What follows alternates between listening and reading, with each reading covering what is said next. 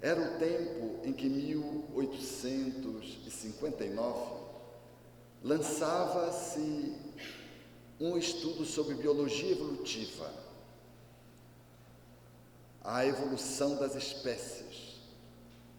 Charles Darwin deixaria que o mundo pudesse perplexamente entrever de que a vida ela era resultado de um processo evolutivo e de que o homem, mais tarde ele mesmo confirmaria isso, era resultado de todo um progresso das espécies anteriores.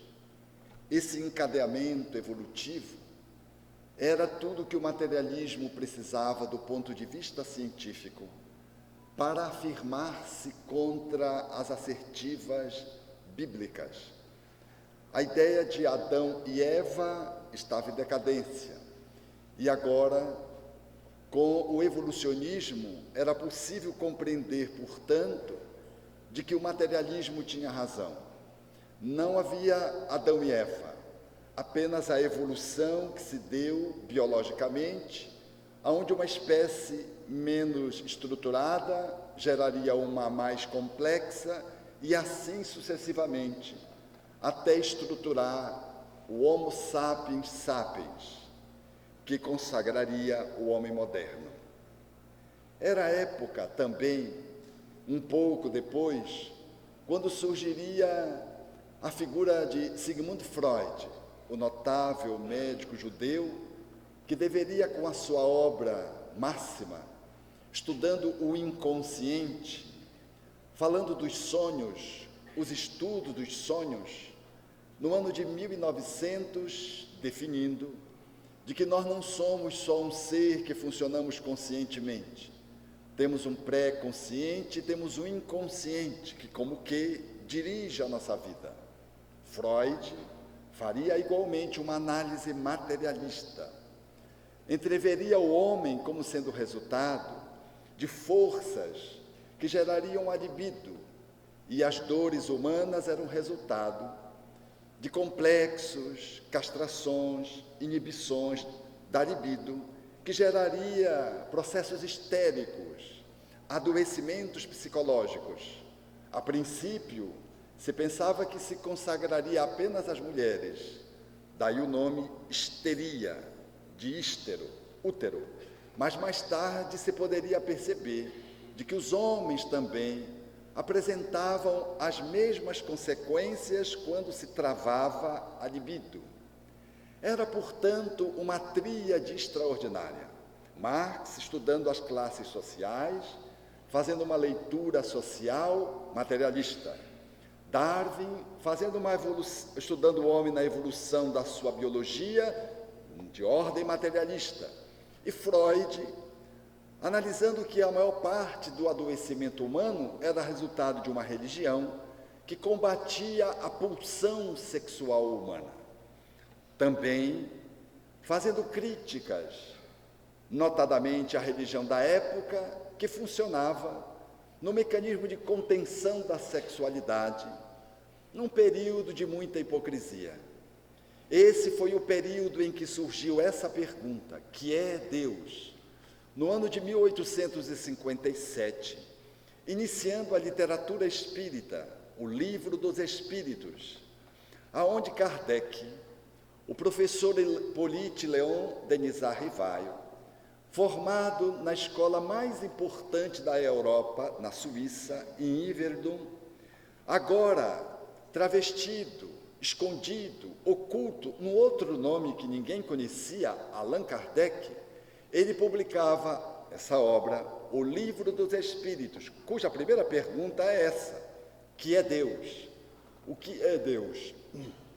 E os Espíritos responderam: Deus é a inteligência suprema, a causa primária de todas as coisas. Era uma resposta intelectual para um mundo intelectual. Era uma resposta que falava de inteligência para um mundo inteligente, que desconsiderava a fé e entronizava a razão.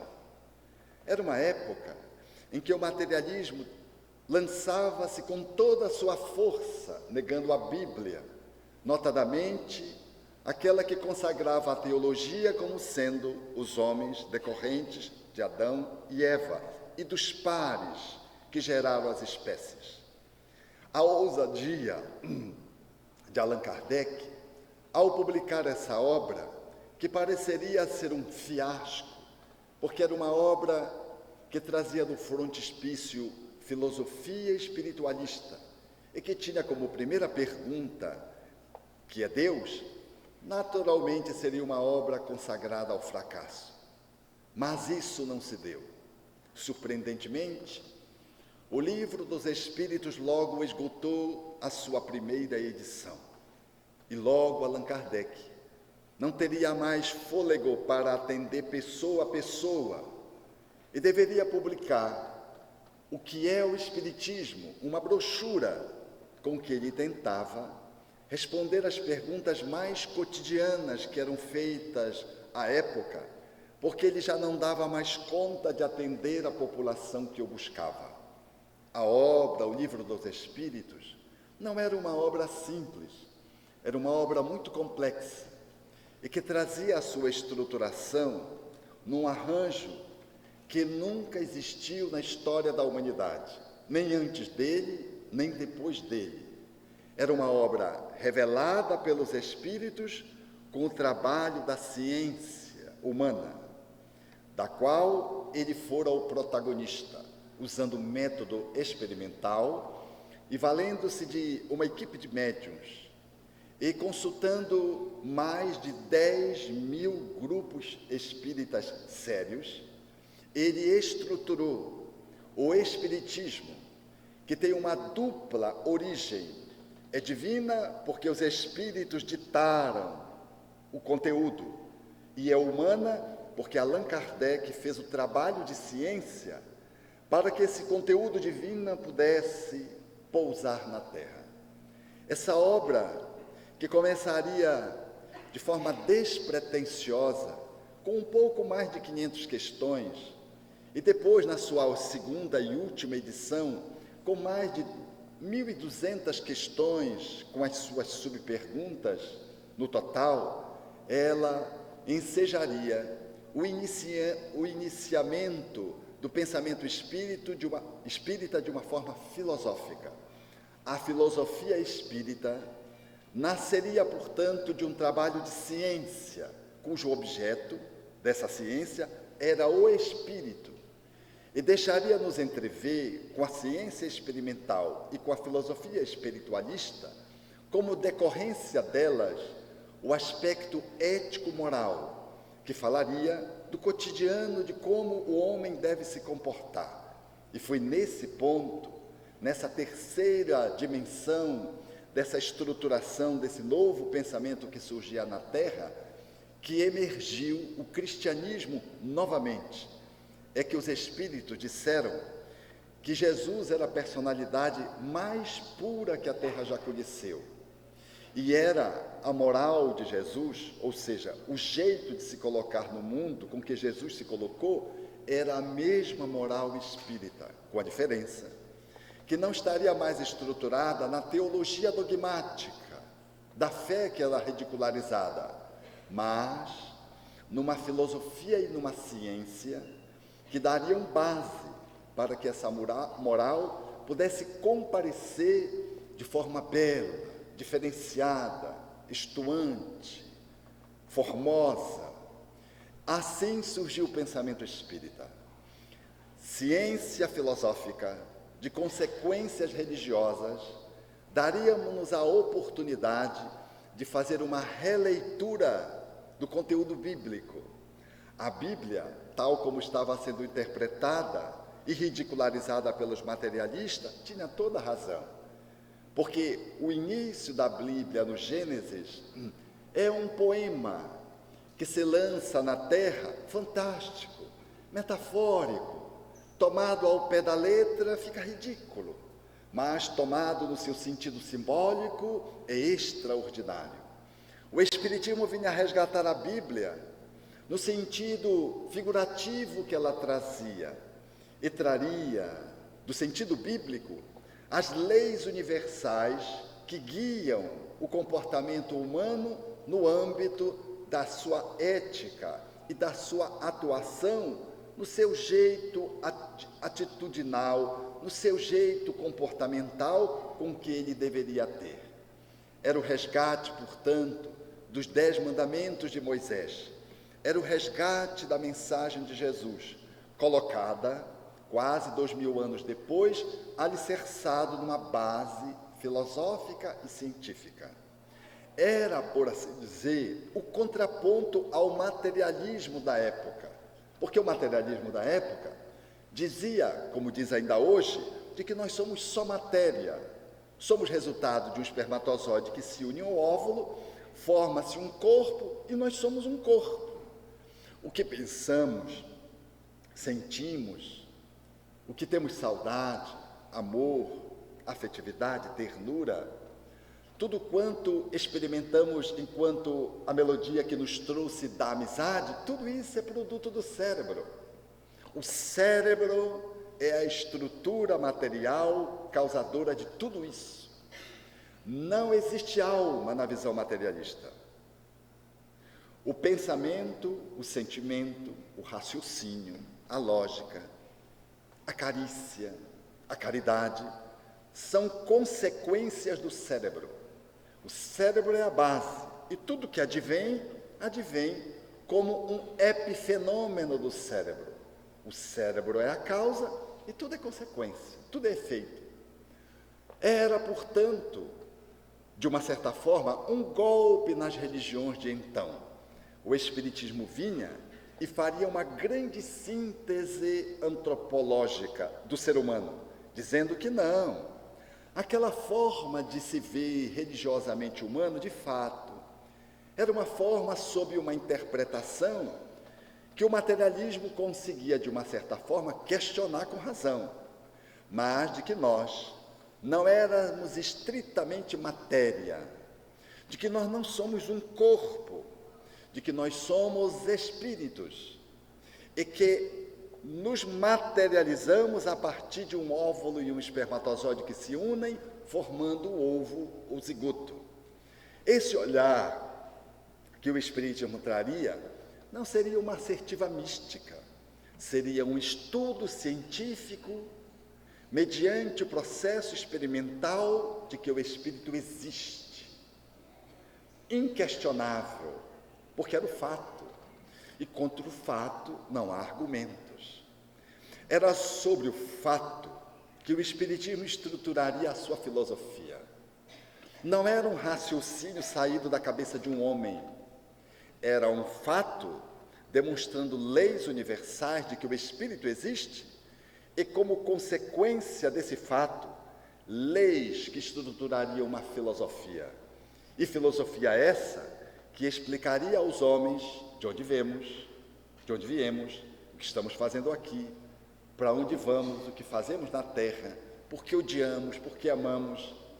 Essa filosofia nos devolveria a capacidade de ser com o outro numa relação amorosa, que era a síntese da moral cristã. Era essa perspectiva com que o Espiritismo sugeria no ano de 1800, na década de 50, quando, em 57, o Livro dos Espíritos daria a sua primeira edição publicada. Hoje, nós ainda estamos nesse dilema. O mundo diz que nós somos matéria. A gente cria os filhos para eles terem sucesso. Nossos filhos e nós mesmos vivemos ancorados nas coisas, somos possuídos pelas coisas, porque a materialidade do mundo é a nossa visão de realidade. Parece que o mundo é só matéria, de que nós não temos uma metafísica, uma espiritualidade. Parece que nós somos só corpo, e mesmo as religiões, quando falam daquilo que somos, elas parecem que nos reduzem a uma espiritualidade material, ou seja, você ingressa numa religião para ter prosperidade material. Venha para cá, que você vai ser feliz no casamento. venha para cá, que toda a sua vida vai mudar. Vai surgir um trabalho e você vai ser próspero. E você vai ser tanto rico quanto aqueles que você inveja. As próprias religiões materializaram, numa certa medida, e falando de uma forma geral, aquilo que deveria ser uma visão de espiritualidade superior. O homem continua ainda sendo visto como um ser animal, cuja espiritualidade ele busca através de uma religiosidade aqui e acolá. Esse horizonte faz o quê? Que nós possamos viver uma vida que culturalmente na Terra, nós estamos ancorados nas coisas materiais e só as coisas materiais parece que têm importância ou pelo menos têm prevalência. Haja vista que surgiu uma pandemia, a pandemia foi, e o que mudou mesmo na humanidade em termos de transcendência? O que mudou em termos de espiritualidade? Haja vista que quando morre alguém em casa de mais idade, nós brigamos no inventário pela herança. Aliás, antes que a pessoa morra, nós já estamos pleiteando a nossa porção, o nosso percentual. Nós vivemos como se fôssemos materialistas e às vezes somos religiosos, ou pelo menos dizemos que somos religiosos. Nós estamos vivendo um mundo onde se propõe o abortamento. Até 3 meses, qual esse que foi aprovado na Argentina, na Colômbia, ou até quase 9 meses, como é na Califórnia, nos Estados Unidos, onde a maior parte dos estados norte-americanos são a favor do aborto, a liberação do aborto.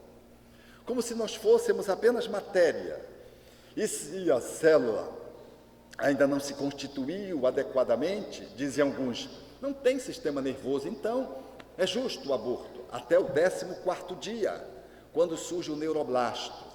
Se não surgiu o neuroblasto, não tem nada, é um monte de carne. É uma visão materialista. E alguns religiosos concordam que se faça o aborto até o 14º dia. É verdade que alguns outros dizem que pode-se fazer o aborto até 3 meses. Quando o embrião, na 8ª semana, vira feto. Nesse período embrionário, estabelecido da concepção até a 8ª semana, chama-se embrião, depois feto, depois criança. Dentro do útero, chamamos o nascituro. Os religiosos e os materialistas, muitas vezes, concordam que se pode fazer o aborto nesse ou naquele tempo da gestação. Por exemplo, quando a pessoa tem embrião, 2 meses, mas se tiver 2 meses e 1 dia, aí já não pode fazer aborto porque é gente, tem cidadania. É uma lógica que eu não consigo compreender. Mas a lógica do 14º dia faz sentido do ponto de vista materialista. Não tem cérebro, então não tem vida. Do mesmo jeito que quando o cérebro morre, já não tem vida. Portanto, esse olhar materialista faz-nos viver a disputa pela herança antes que o nosso pai ou avô desencarne ou morra. Mas ele já está velhinho, com Alzheimer. E, não poucas vezes, em nome da liberdade, propõe-se o suicídio assistido, qual acontece na Suíça, onde a pessoa se interna no hospital para ser assassinada por um médico, cuja legalidade permite em nome da liberdade. A liberdade, quando não se tem o contraponto da responsabilidade, corre esse risco. A gente é livre, tão livre que a gente se torna libertino. Nesses dias de materialismo, aonde nós criamos os nossos filhos de um modo geral no planeta para terem sucesso e não necessariamente para serem felizes, o que é importante é que ele vença o outro, suba nas classes sociais, se prospecte, ganhe prestígio e avance. Se ele conseguir isso, ele vai ter sucesso. E se ele tiver sucesso,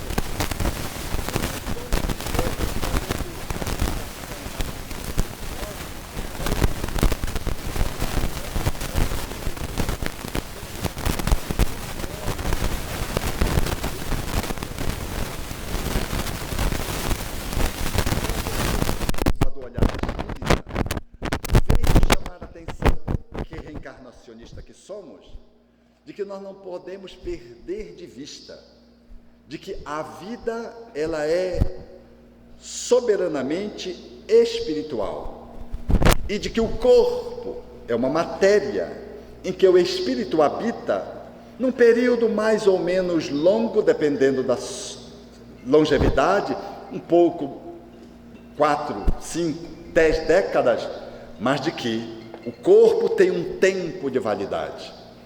E quando essa vitalidade vai se esvaindo, o espírito imortal sobra, com Alzheimer ou sem Alzheimer, com a velhice, com a falência múltipla dos órgãos, ou como jovem, um acidente de carro que perde a sua vitalidade num acidente de carro, de que ambos, sendo espíritos, saem do corpo.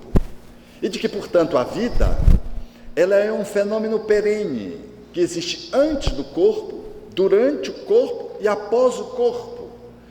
A vida não é corpórea.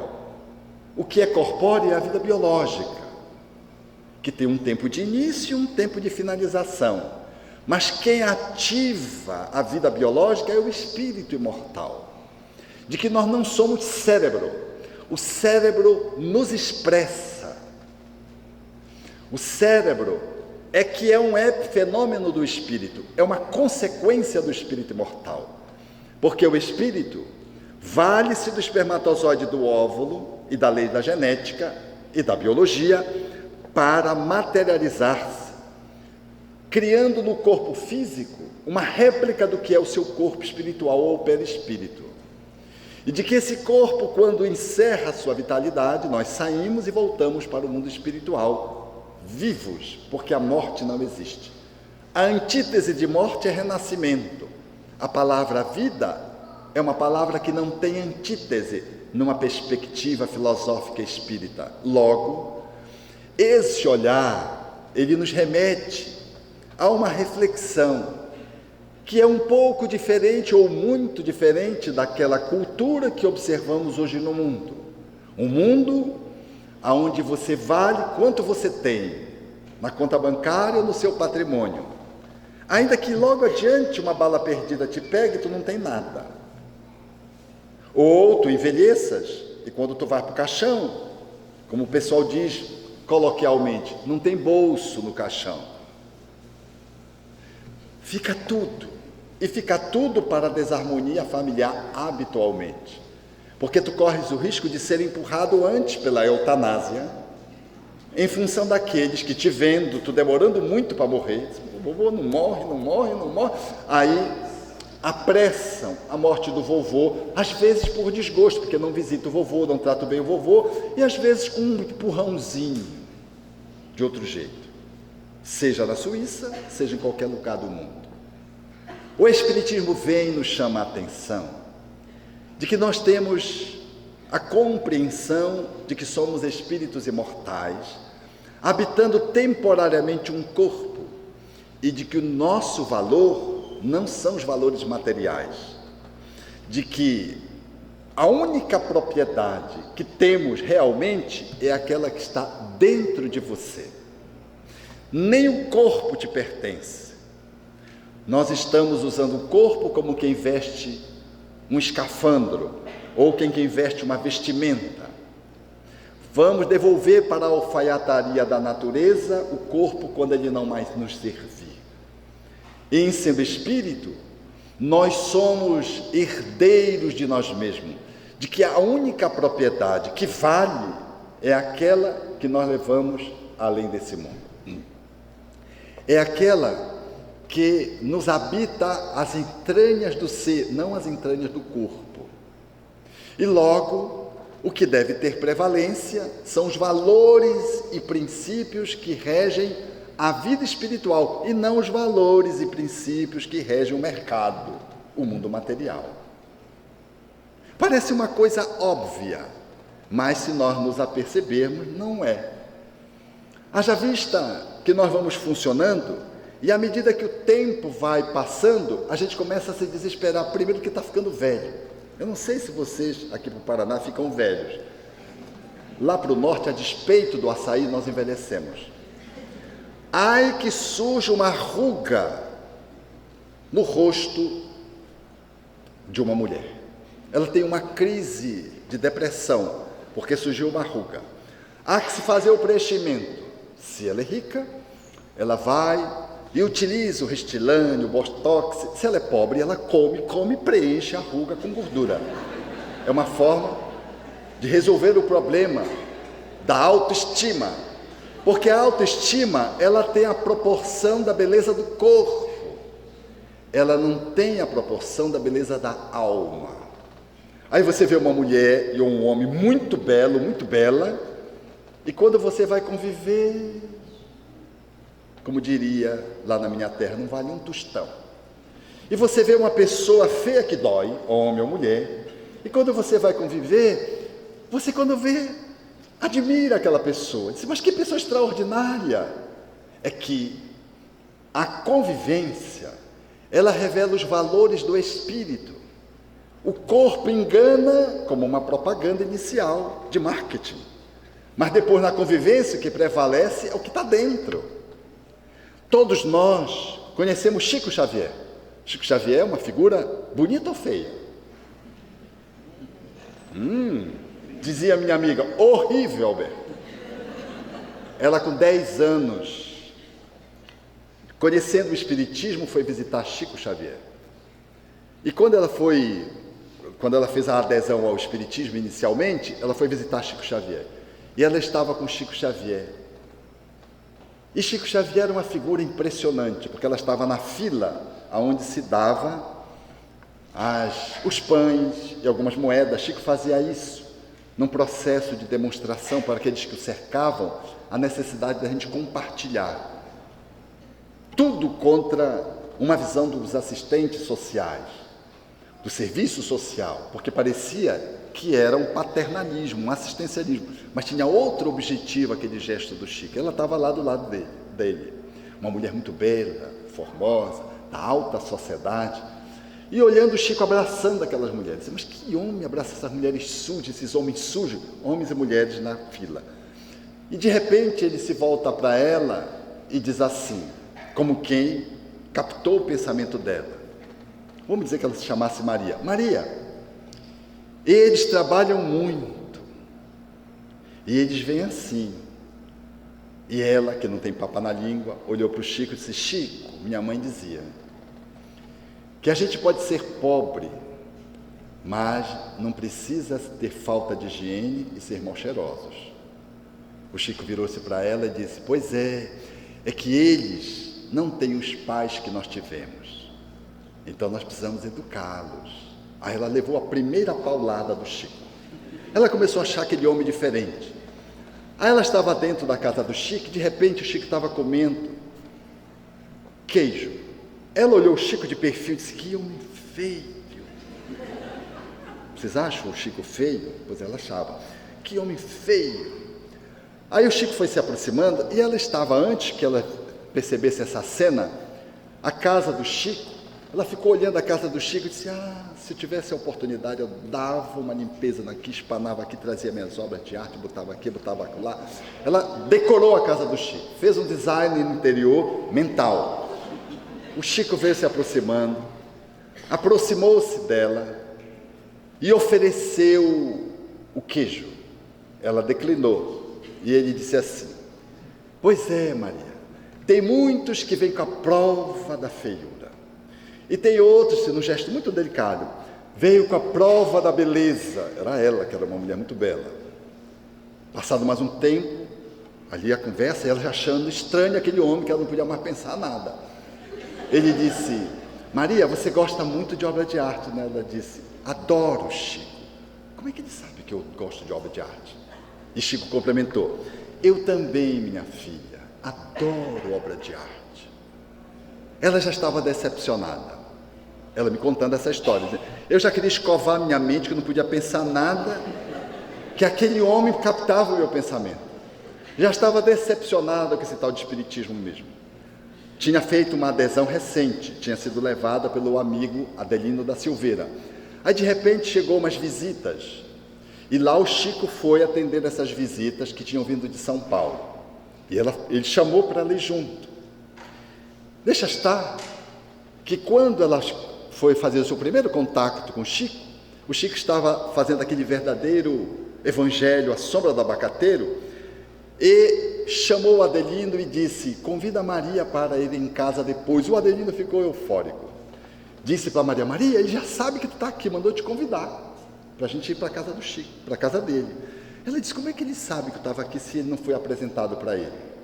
E agora ele fazia uma nova solicitação: venha comigo, vamos lá atender as nossas visitas que vieram de São Paulo. E o grupo estava lá, na época da cromoterapia, que surgia como uma moda e que circulava aqui e acolá, e também ameaçava entrar dentro da casa espírita.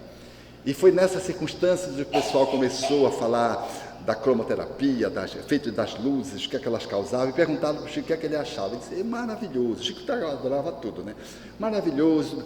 Aí ela disse: pensando que a cromoterapia era espiritismo, eu não dou para ser espírita mesmo, é só fora que eu estou dando aqui. Aí ela disse, aí ele olhou para mim e disse assim: pois é, mas Jesus não usava cromoterapia. Jesus curava as pessoas porque ele amava. E quando a gente ama, a gente é capaz de curar as pessoas, sem precisar de outras técnicas que a medicina usa, que as terapias alternativas usam. Não é, Maria? Foi a primeira dentro que ela deu. E ela disse: é, Chico, é, Chico. A partir dali, ela voltou para a sua cidade para viver o espiritismo. Desde aquele dia, ela passou a ver um outro homem. Não é aquele homem feio que ela viu de perfil, comendo queijo. Chico era um homem luminoso que ela aprendeu a amar. E em nome desse amor, ela criou um grupo espírita na periferia para atender as pessoas pobres, mal cheirosas, que ela viu lá em Uberaba, para ajudar aquela população pela educação, para que as pessoas pudessem se emancipar, sair da miséria, criar hábitos de higiene. É a ação amorosa. A proposta espírita junta, nesses dias de tanta correria, aonde a pressa nos caracteriza e aonde a gente não tem tempo para nada, aonde a matéria assume prevalência, o Espiritismo nos chama a atenção de que, em sendo espíritos, nós precisamos fazer pausas. As pausas nos concitam a possibilidade da conexão com o divino através da oração. Não da ladainha necessariamente, não daquela atitude que parece que Deus vai nos atender, porque a gente implica com Deus, a gente enche tanto Deus com oração, que Deus, para se ver livre da gente, nos atende. Não. A oração que pode ser uma frase, a oração que vem do coração, que não importa as palavras, não importa a postura física, que importa o que a alma, que se abre para o Criador, possa se conectar pelas vias da sinceridade e do sentimento. Essa proposição, o Espiritismo vem nos dizer que nos dias atuais, ela tem sido precarizada. Nós não oramos, ou quando oramos, oramos como ritual exterior, e não como atitude interior. O Espiritismo vem nos assinala a importância, em dias tão velozes, aonde a gente vive hipnotizado pelos 5 sentidos da matéria, ou seja, nós estamos hipnotizados pelo corpo, de que nós precisamos fazer pausa para fazer a conexão espiritual do nosso espírito com o divino. Na linguagem de Joana de Ângeles, conectarmos com o Criador para, entrando no fluxo com Ele pela meditação, podermos nos alimentar dele. Pausa para reflexão, como diria Santo Agostinho em O Livro dos Espíritos, convidando-nos a fazer ao cabo de cada dia uma reflexão. Como é que eu fui com o outro? Como é que eu fui comigo? Como é que eu fui com os inimigos? Como é que eu fui com Deus? Como é que eu estou indo em sociedade? Como o comerciante faz o balanço do seu dia econômico, comercial, deveríamos fazer o balanço do nosso dia moral. Oração, meditação e ação amorosa. 3 atitudes fundamentais para aquele que está sob a metodologia, sob o paradigma do pensamento espírita, que nos coloca um convite, pela oração conversarmos com a divindade, com a meditação escutarmos o que a divindade nos responde, conforme propõe Joana de Ângeles, para que, nutrido pela divindade, possamos exercer a amorosidade crescentemente todos os dias, tão incondicionalmente quanto vamos conseguindo construir, descobrir, atuar. O Espiritismo vem e nos convida, portanto, a poder juntar essas 3 atitudes que levam-nos para uma vivência mais consciente, mais pausada, regular.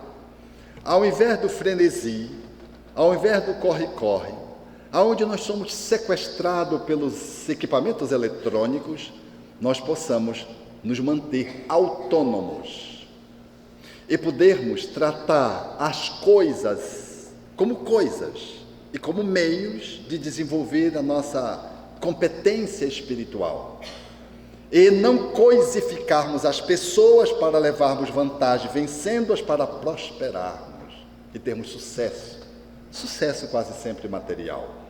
Ao contrário, darmos às pessoas a condição de serem espíritos reencarnados, como você, como eu, e estabelecer uma relação com as coisas como meio, através do qual nós vamos nos relacionando sem sermos possuídos pelas coisas. Termos o dinheiro como resultado da sua força de trabalho. E essa energia monetária, você ser capaz de ingeri-la sem ser por ela convulsionado. Essa energia monetária que não deve congelar-se na nossa mão através da avareza, através da volúpia, da usura, nem tampouco desperdiçar essa energia monetária num fenômeno de hemorragia, de desperdício, de atitude perdulária. Lidar com as coisas como coisas, dando o justo valor que elas têm, e dar às pessoas o tratamento de espíritos que estão reencarnados com você, dando o justo valor que ele tem. Então, o importante não é quanto você tem, é o que você faz com as pessoas. Porque se você morresse hoje, o que você levaria? Nada. Nem teu corpo. E se você chegasse do lado de lá, o que seria de você? Qual é a bagagem que você leva para o mundo espiritual? Porque a gente acha que quem vai morrer é o vizinho. Ou ali no vídeo, olha, morreu, foi assassinado, aqui foi um acidente, aqui foi a enchente, aqui foi o carro que capotou, aqui foi o fogo que pegou. A gente acha sempre que a morte não nos alcança. E de repente ela chegou. E chegou e nos tomou desprevenidos. Porque a gente acha que vai viver perenemente. Nós temos essa mania. Meu irmão foi tratar da minha mãe fazia em torno de 90 anos, aquela oportunidade, ele abraçou o aniversário dela. Ô mãe, muitos anos de vida. Ô meu filho, credo. Porque ela estava com 90, comia tudo. Mas ela era espírita. espírita roxa, se é que a gente pode dizer hoje ainda isso. Ela, espírita mesmo, viveu uma vida como espírito que está reencarnado, educando 8 filhos e procurando dar aos filhos valores e princípios morais que pudessem nos fazer da nossa vida felicidade e não ter sucesso, o que é diferente. E nos ensinava a tratar as pessoas como pessoas e as coisas como coisas.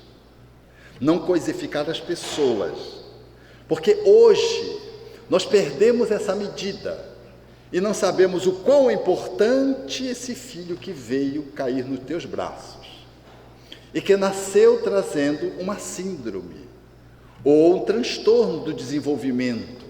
Um autista, por exemplo, ele vem a cada 30 hoje nos Estados Unidos, na última pesquisa que eu tive a oportunidade de ter ciência, nasce um autista. Vem do mundo espiritual essas almas, algumas delas do espectro lá embaixo, com muitas limitações, e outras lá em cima, desafiando a medicina, que já não mais considera como doença, considera como um jeito de ser no mundo, porque pensam de uma forma tão diferente que aqueles que pensam que ela está doente é que estão doentes, porque eles estão mais normais do que os ditos normais. Essa revolução, espíritos que vêm de um outro orbe, como diz Manuel Filomeno de Miranda, reencarnam e estão imprimindo no corpo biológico alterações, mudanças necessárias para um novo corpo que servirá de habitação no mundo de regeneração que nós estamos construindo. E aqueles que estão no espectro autista lá embaixo são as almas que vêm em regime de expiação e provação para os pais. O Espiritismo vem, portanto, e nos recoloca essa relação dentro da família e da sociedade, dizendo-nos, portanto, que para fazer uma marcha que seja suficientemente lúcida, positiva e plena, nós precisamos orar, meditar e amar. 3 verbos que nós precisamos conjugá-lo já, porque já passou o tempo. Eu lido na reunião mediúnica e habitualmente quando os espíritos se comunicam, habitualmente eu faço uma pergunta lá pelas tantas, quando são os espíritos sofredores, trazendo dores, muito frequentemente. Você não lembrou de orar? Ele não sabe por onde passa a oração. Nós não sabemos por onde passa a oração. A nossa oração é uma repetição, como fazia a minha avó. Estava fazendo a ladainha e no meio da ladainha ela disse: tira o peixe do fogão. Ela estava fazendo a prece, ela falando com Deus, ela estava falando com o olho no peixe, outro no gato, aquela coisa do peixe. Era o olho em Deus, o outro olho no fogão. Estava fazendo ladainha, não estava orando. A palavra e a memória estava repetindo, mas o coração não estava tomando parte. Orar. Orar. Orar não como ritual, como culto externo. Orar como o ato de alguém que quer falar com o divino através de um telefonema. E ora, pegando a imagem que Joana de Ângeles nos traz, fala pelo interfone com Deus, pela oração e pela meditação escuta a resposta. O Espírito Marta tem uma fala que eu gosto muito. Ele diz que a oração e a meditação são como irmãos siameses, estão conectados. Eu gosto de pensar em 2 rios que caminham para o mar, que é o divino, a oração e a meditação, verso e contraverso, de uma mesma realidade, relacionado àquilo que Allan Kardec recebeu dos espíritos como a lei de adoração. Estamos conectados com o divino através da observação das suas leis. Quando fazemos isso, nós estamos experimentando exatamente essa conexão com a divindade. A oração e a meditação são 2 expressões que o Bhagavad Gita, na Índia, falava da consciência mística, mas que também assinalava de que além da consciência mística, tem a consciência das atitudes práticas, que é o exercício do amor. Não foi sem razão que Jesus propôs de que o nosso processo libertador estava em amar a Deus, o outro como a si. E Allan Kardec traduziu isso em fora da caridade não há salvação.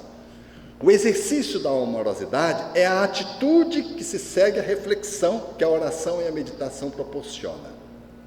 A oração e a meditação faz-nos cair a ficha, e o amor faz atuarmos já com a ficha funcionando dentro da gente.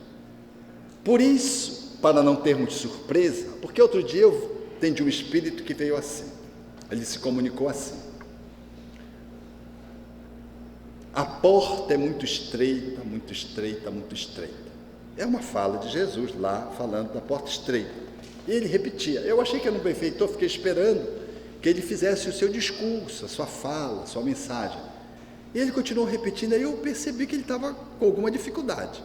E eu perguntei qual era a dificuldade dele, e ele disse que ele era espírita, e que tinha vivido no estado da região, não era sul, era do norte, lá do nosso norte, e que ele estava em dificuldade, porque a esposa dele tinha se engraçado com outro. Ora, ninguém tem esposa, né? A gente está esposo ou esposa, né? Está pai, está filho, nós somos todos espíritos. O que hoje é teu filho, amanhã pode ser teu pai, o que é a tua esposa, amanhã pode ser teu irmão, o que é teu esposo, amanhã pode ser teu irmão. E eu achei estranho ele com essa fala, porque não coincidia com a visão espírita. E eu disse, mas como assim? Ele disse, não, tão logo eu deixei o corpo, ela já se engraçou com o outro. Na velocidade que o mundo está, é natural compreender que logo na viuvez a gente possa buscar a recompensação do afeto. Mas eu não sabia avaliar o quanto tempo. E ele continuou reclamando. E os meus filhos nem falam mais no meu nome. Aí eu achei aquilo estranho. Eu digo, mas como assim?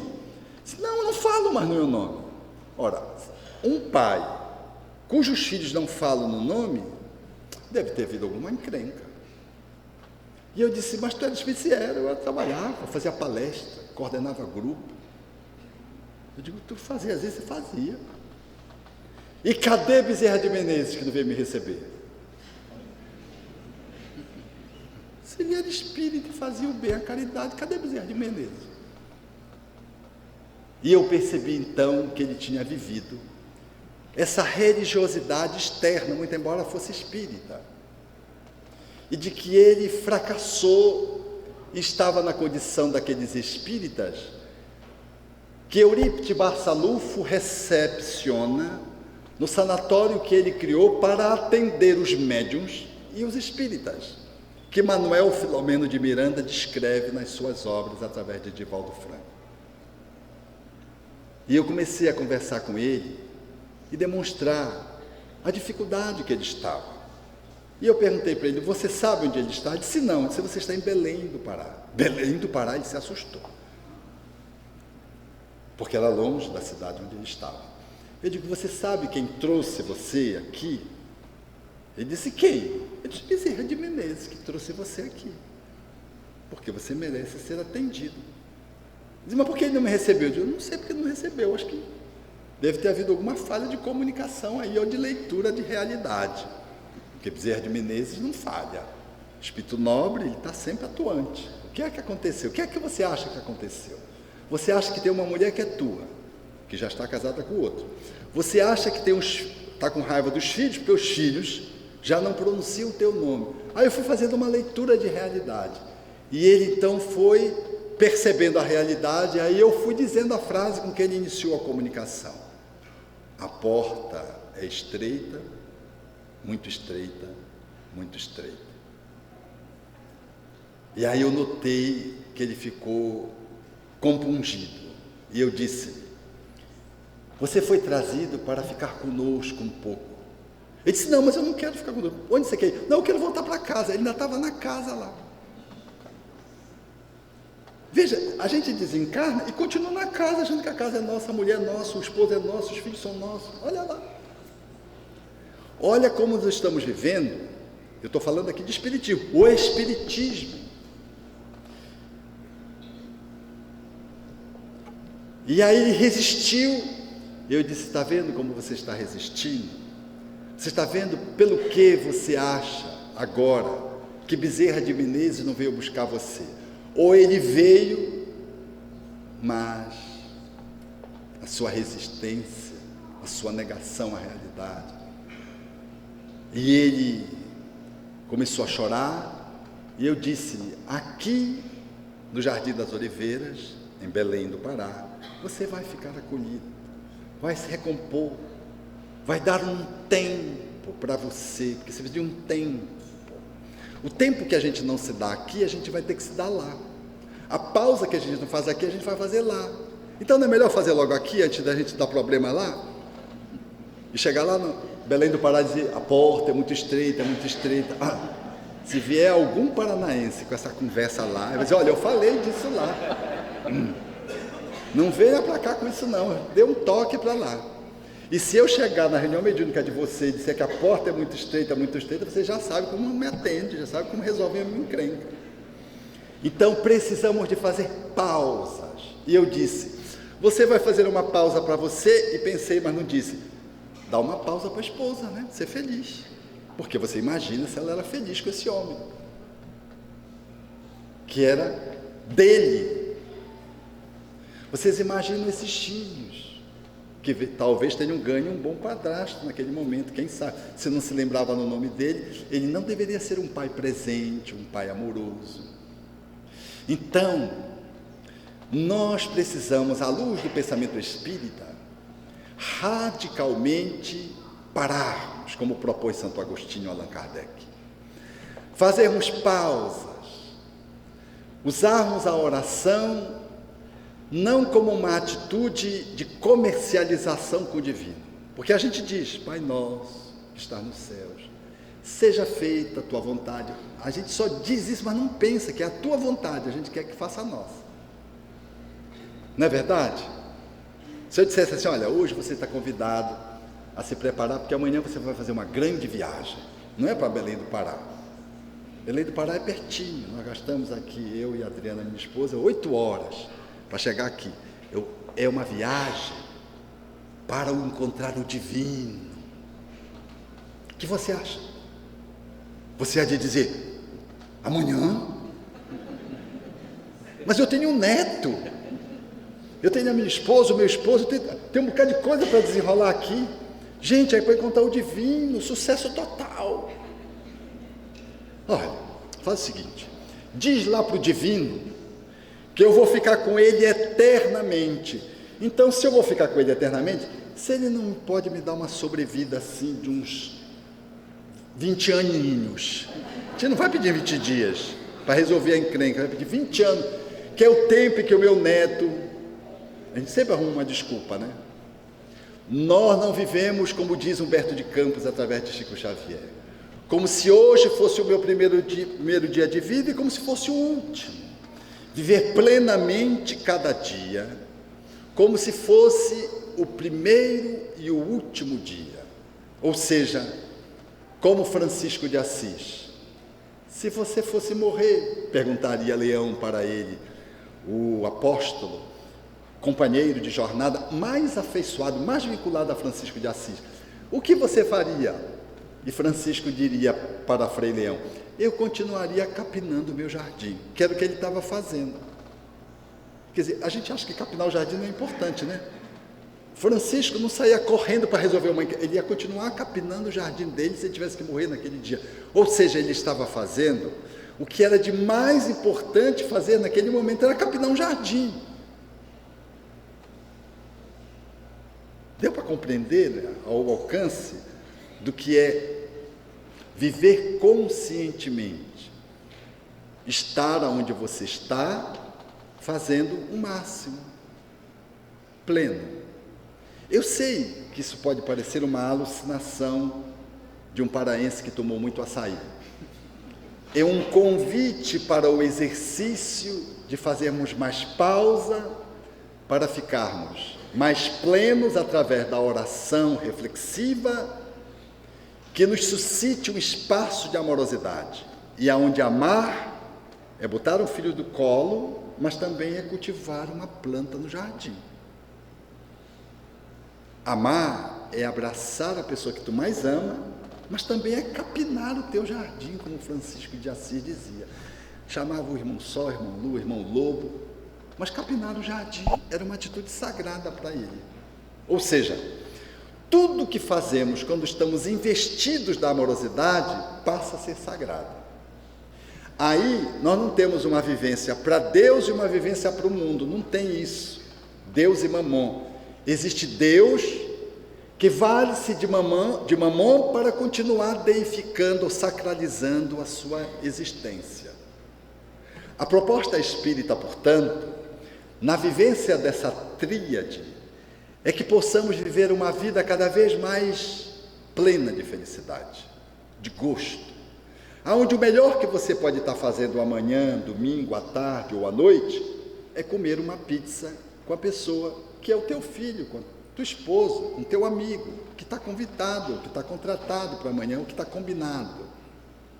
Porque aquilo é o que há de mais sagrado para se fazer naquele momento. E nada o substitui naquele momento. Não é ganhar na loto, na Mega Sena. É poder ser amoroso no exercício do seu cotidiano. Isso é o processo do enriquecimento interior. Isso é o exercício de conexão com a divindade cotidianamente. Já não há mais Deus e o mundo, há o exercício do sagrado, seja na oração, seja na ação. Já não há mais uma diferença que você possa estabelecer para encontrar Deus e depois viver aqui o mundo. Não, você encontra Deus aonde você está, e aonde você está com Deus, você coloca a divindade. E logo, se você está no corpo, também você está sacralizando o seu corpo. Ou o que você está fazendo? Lavar uma louça, ou preparar o café para o teu filho, para a tua esposa, ou para o teu esposo, é tão sagrado quanto o ato de orar. A nossa musicista que propôs cantar e orar 2 vezes, e se você está naquilo que você está cantando, você está sacralizando o ato de cantar. Então, se você está corrigindo o filho e dando uma bronca nele para que ele seja uma pessoa melhor e cultive valores que a sociedade tanto precisa, você está com Deus nesse momento, está vivendo a divindade, chamando a atenção do teu filho, do mesmo jeito que você está com Deus, quando você está abraçando e beijando, meu filho está com tanta saudade de você, acarinhando no colo. Essa visão que o Espiritismo nos trouxe, nos faz candidatos ao exercício da felicidade cotidiana e nos propõe uma vivência mais cadenciada e a sairmos desse frenesi do mundo, aonde a gente nunca está aonde a gente está. O ato de estar pleno é o ato de estar consciente através do processo meditativo numa relação amorosa. Porque você está conversando com uma pessoa e você não está conversando com ela. Ela está falando, você está em outro lugar. E quando ela faz o comentário com você, aí você não sabe o que ela estava dizendo. Aí você começa a falar, aí ela também não está com você, ela vai para um outro lugar. Não, tem o garoto que tem que pegar na escola, não sei o quê, e amanhã tem que pagar aquele boleto, e o outro amigo, e foi um amigo ou amiga que você convidou para tomar um café, para bater um papo. Você foi, o outro foi, mas nenhum dos dois foi, não houve encontro, porque nenhum dos dois estava onde estavam. Prestaram atenção nisso? Você está tomando um suco, e acaba de tomar um suco e não sabe se tomou o suco e que gosto tinha o suco. Eu vou contar para vocês, para ir nos encaminhando para o encerramento, uma experiência que eu vivi. Eu ia fazer um trabalho de grupo, aonde eu ficaria numa posição como quem fica na berlinda. O grupo ia me triturar. Era um trabalho terapêutico. E eu estava muito tenso, dormi como se eu estivesse num tribunal, sonhei como se eu estivesse num tribunal, que era o grupo que eu ia viver no dia seguinte. E aí eu fui tomar café. Quando eu estava tomando café, eu fiquei em dúvida se eu tinha comido o pão que eu tinha colocado no forno ou não. Eu digo, comi o pão, não comi o pão, comi o pão, comi. Como é que você pode ter dúvida se comeu um pão? Aí eu levanto, porque eu comia 2 pãezinhos, eram 2 pãezinhos. Aí eu fui abrir o fogão, eu tinha comido o pão. Imagine você comer 2 pãezinhos e não se dar conta que você comeu o segundo. Eu comi o primeiro, eu sabia que tinha comido. Comi o segundo, eu não comi. Fiquei em dúvida se eu tinha comido o segundo pão. Eu quero dizer que isso não é alienação mental, isso é alienação do local onde você está. Eu estava lá na sala já sendo trucidada pelo grupo. Eu não estava tomando café, eu estava vivendo o futuro que ainda não tinha chegado. Era minutos depois, meia hora depois. Viver o presente e experimentar a dádiva. Olhar, como diz Emmanuel, o passado pelo retrovisor, contemplar o futuro como quem está dentro de um carro, mas não esquecer de que você está aqui no volante, sob pena de você sofrer algum risco de algum acidente. Portanto, o Espiritismo nesta noite vem nos convidar à reflexão de que nós temos que juntar oração, meditação e amorização. Juntar a reflexão teórica com o exercício prático. Estabelecer para as nossas vidas de que somos espíritos transitoriamente viajando num corpo, de que nós somos espíritos imortais. Nos propor de que a referência de vida das nossas vidas não é esse ou aquele ícone do momento, de que a referência da nossa vida é a figura excelsa de um homem que foi pobre economicamente, que nasceu numa cidade não tão importante, que foi Belém, não Belém do Pará, Belém de Judá. Belém, que significa casa do pão, foi Jesus, que viveu num espaço geográfico tão pequeno, e nasceu escravo e morreu numa cruz.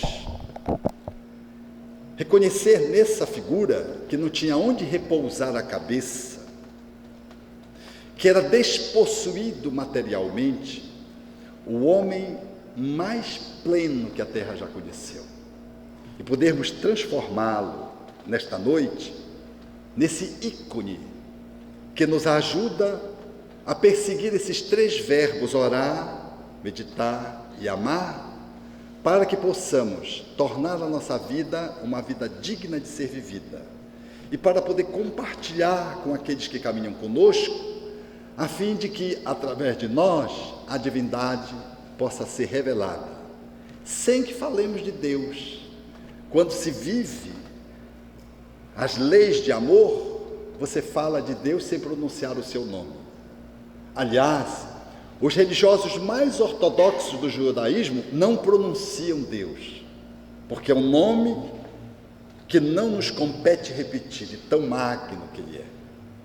Nós outros poderemos revelá-lo através do nosso cotidiano, experimentando uma vida saborosa, indo além dos 5 sentidos e podendo dar à nossa vida a dimensão daquela que o materialismo, ainda nos dias atuais, tem negado, tentando dizer que a gente é só isso aqui, classes sociais, de que nós somos resultados só de uma evolução biológica e de que o nosso psiquismo, ele está condenado a desaparecer.